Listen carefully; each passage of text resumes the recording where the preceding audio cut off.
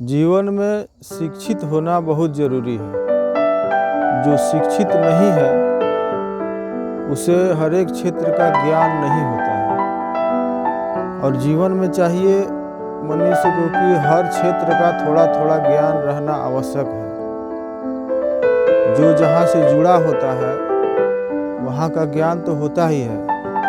जो जहाँ कहीं जाता आता है उसे ज्ञान उस हिसाब से उसे मिलता है कि बिना शिक्षा के उसे वो सीख नहीं पाएगा। तो अपनी मातृभाषा का ज्ञान हो अच्छा है। कुछ विदेशी भाषा का भी ज्ञान होना चाहिए, बहुत अच्छा है, क्योंकि दुनिया के हर एक भाग में अलग अलग प्रकृति और प्रवृत्ति के लोग रहते हैं। तो वहाँ का ज्ञान, वहाँ का विज्ञान कुछ उस भाषा में आपको उपलब्ध होगा।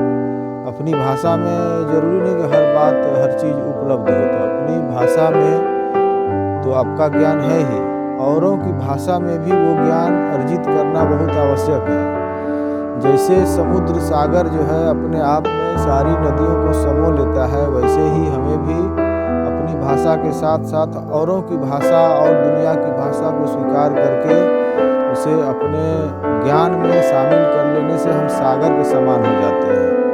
सारी नदियाँ जब हमें समाहित होती है तो हम सागर कहे जाते हैं। सागर का मतलब होता है कि पूरी धरती से जो पानी आता है, समस्त जल जो है सागर में समाहित होता है। तो आपको पूरा ज्ञान जब मिलता है तो आप लोक हित में, संसार के हित में बहुत से ऐसे विचार देते हैं, ऐसे कार्य करते हैं जो सबके लिए लाभदायक होता है, कल्याणकारी होता है।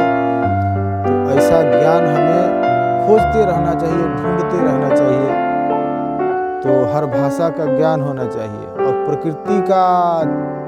प्रकृति के साथ जुड़ाव तो अवश्य हो। प्रकृति के साथ अगर जुड़ाव नहीं है हमारा, सिर्फ कंक्रीट के घर में माहौल में रहते हैं हम, तो वो ज्ञान हमें उपलब्ध नहीं हो पाएगा। प्रकृति के सानिध्य में रहना पड़ेगा। प्रकृति से बहुत अनकहा ज्ञान हमें मिलता है, जिसमें कि कहा नहीं जाता, स्वयं समझा जाता है कि प्रकृति हमें क्या दे रही है। स्वस्थ जीवन तो देती ही है, तो उसका वो ज्ञान हमें अर्जित करना होता है। तो ये आवश्यक है, प्रकृति से जुड़ाव हो, इसके बाद पूरे संसार का ज्ञान जहाँ तक हो अर्जित कीजिए। और ज्ञान अर्जित करने के बाद अपने आप में नहीं रहिए कि मैं जान गया, मैं समझ गया। पूरे संसार को उसको बांटना होता है। जब आप बांटते हैं तो आप विस्तीर्ण रूप प्राप्त करते हैं। वो विस्तीर्ण रूप क्या होता है कि विस्तीर्ण रूप का मतलब कि आप सनातन स्वरूप हो जाते हैं, पूरे विश्व का चिंतक हो जाते हैं। उसके बारे में कोई रास्ता ढूंढते हैं जहाँ जहाँ परेशानी है, और जहाँ पूरा समृद्धि है उसको और आप अलंकृत करके अपनी तरफ से उसे और बढ़ाने का प्रयास करते हैं। थैंक यू, बहुत बहुत धन्यवाद आप सबका।